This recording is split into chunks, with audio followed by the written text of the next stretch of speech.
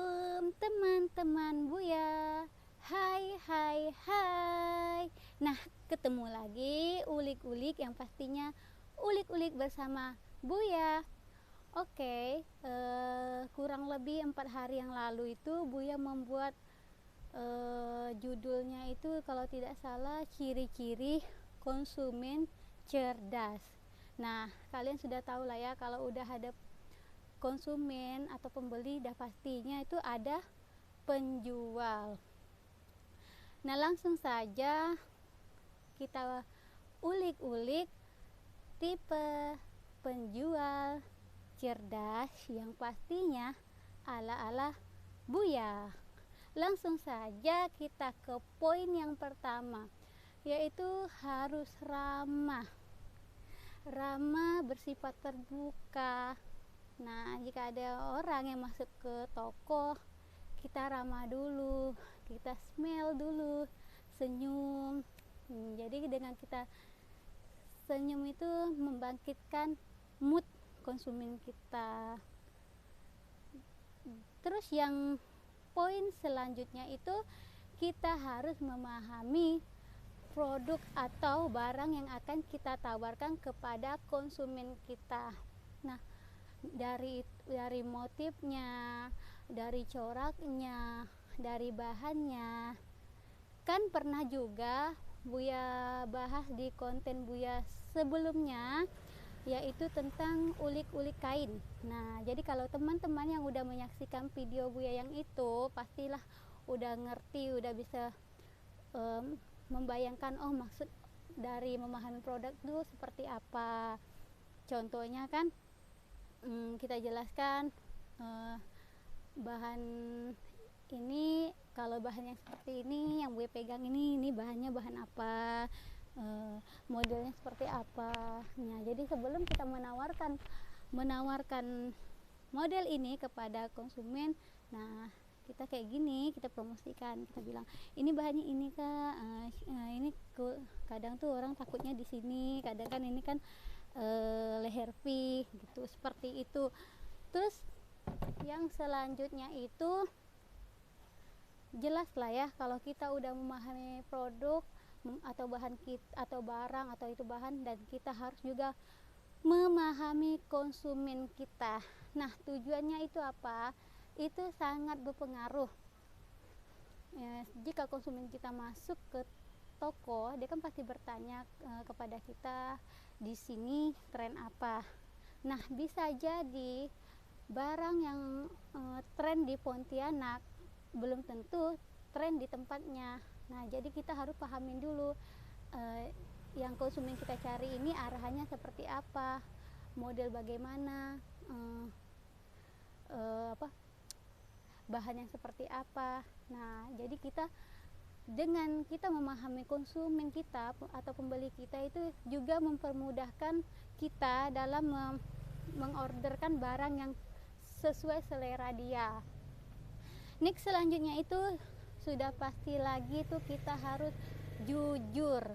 Jujur itu dalam segi kualitas bahan kita ya. Misalnya nih, kita ambil contoh yang paling umum itu bahan sifon. Nah, kita beri arahan, misalnya kan kita sudah pernah Buya ulik-ulik juga di video Buya tentang ulik-ulik kain itu kan ada Buya bahas bahan sifon kan. Jadi bahan sifon itu kita kasih penjelasan sama dia, bahan sifon ini Pak, Ibu, bahannya kan pasti panas. Jadi kalau misalnya daerah-daerah Ibu Bapak tuh lebih panas, mending ambil aman, jangan diorder terlalu banyak bahan sifonnya. Nah, tinggal tergantung mereka, mau dibeli ya silakan, tidak pun tidak masalah. Nah, kita kan hanya menerangkan kelebihan kekurangan barang yang kita tawarkan kepada dia, agar mempermudahkan kita untuk transaksi selanjutnya. Jika kita dalam pelayanannya sudah enak, terbuka, jujur atau segala macam sama dia tuh, dia pasti datang kembali untuk mengorder barang, karena dia rasa kita juga bisa mengerti kondisinya dia. Terus selanjutnya itu kita harus mempunyai atau menciptakan tim kerja yang baik. Nah, di toko ini kan tidak hanya kita sendiri, itu kan ada salesnya, sales dalam kota, luar kota, admin, bagian penjualan, bagian pembelian, anak gudang, bagian antar barang. Jadi kita ini semua adalah satu kesatuan. Nah, jadi kita harus menciptakan tim kerja yang baik, yang solid. Nah, kalau satunya sibuk, yang satu harus wajib membantu.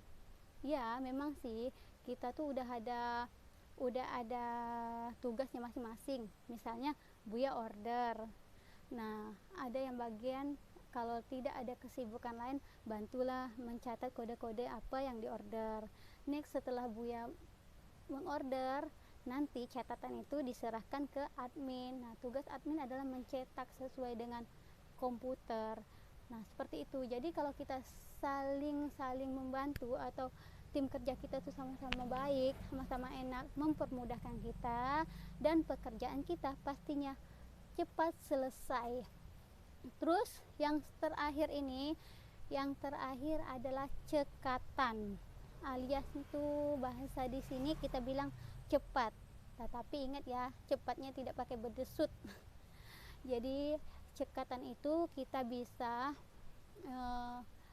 mengorder barang atau melayani pembeli dalam jumlah yang banyak. Misalnya kan, kadang-kadang ambil contoh lah itu jika bulan puasa ya. Bulan puasa kan kadang masuk pembeli satu, tiba-tiba masuk lagi. Nah, kita kan usahakan itu pembeli yang kedua masuk, kan udah ada yang pertama nih masuk nih kan, kita udah pegang. Nah, terus masuk lagi yang kedua. Jadi bagaimana caranya kita bisa dua-duanya itu bisa kita kontrol seperti itu, meskipun dengan jarak jauh. Misalnya kan kita kan udah fokus ke satu, tapi kita juga harus fokus ke dia, meskipun agak sedikit berteriak, tapi teriaknya tuh teriak yang enak ya. Misalnya masalah ini harga berapa kak, jadi kita agak nyaring gitu menyebutkan oh sekian harganya gitu. Jadi jangan sampai dia juga yang masuk kedua itu tidak terlayani. Tetapi ingat, meskipun kita cekatan pelayanan seperti itu, kita juga harus dan wajib teliti. Nah, biasanya Buya juga seperti itu. Kalau misalnya udah megangan satu, tiba-tiba ada orang masuk satu, kebetulan juga sama-sama langgannya yang udah kenal, kadang kan tidak enak kan membiarkan dia langsung dicuekin, dikacangkan gitu ya, bahasa Melayu kacang tak mungkin lah kan. Jadi kita harus tetap kak, atau kita kak santai-santai dulu ya pilihnya, Buya selesaikan ini dulu ya gitu. Biasa dia juga ngerti, biasa dia oke, tak apa-apa gitu kan.